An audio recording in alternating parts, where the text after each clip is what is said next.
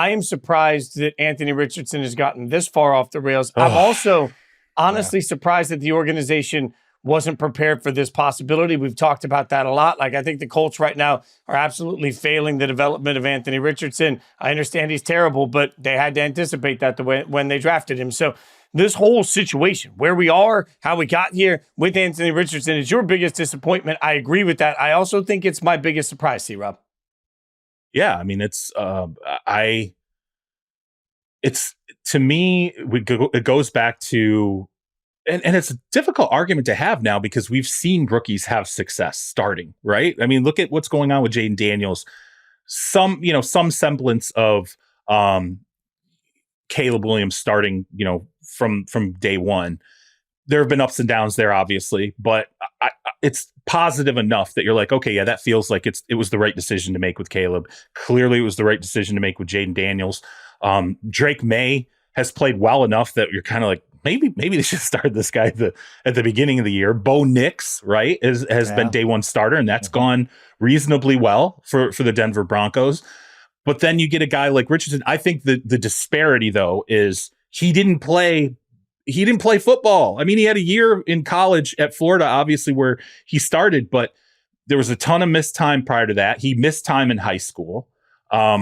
And it just goes back to the Trey Lance thing. And I think we've discussed this now, where now you have two players, very similar players, where you're sitting there and you're staring at them and you're going, man, tools, amazing, awesome. Put some tape down in college, really basically a season of tape in college, where you're like, that looks like a first round pick. And then when they go through the combine process, you're like, that looks like a top 15 pick. All of a sudden it's a top 10 pick. And then they get to the NFL and they go horribly wrong. And part of it is injuries for both of them, Trey Lance and Anthony Richardson. Injuries derailed them in some sense. But then another part of it is they just hadn't played football. And once they had to play football, they're playing at the highest level possible. And nothing is going right. And you start to wonder how much that creeps into their confidence, their ability to lead, a multitude of different things.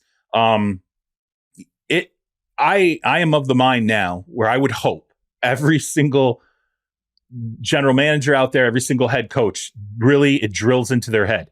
If they did not play football on the college level, if they only did it for a year, you cannot draft these guys in the top 10 and then start them from day one. You need to sit them maybe for a year. Maybe you need to sit them for an entire year before you decide to insert them onto a football field. And I hate to monologue here, but it pisses me off when I hear people say you can't learn anything if you're not starting. That is bull.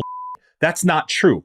Granted, there are some things you can't learn, absolutely, and playing games is the best way to learn, but you can work on mechanics. You can work on footwork. You can work on your platform and how you throw the football, your release. You can learn an offense in classroom work and practice. You can run scout team. You can build a relationship with younger players on the roster. You don't learn as much, but you also don't damage as much if you're not ready for that experience. And clearly Anthony Richardson wasn't. And I hope they have not ruined the ability to potentially still turn him in the right direction.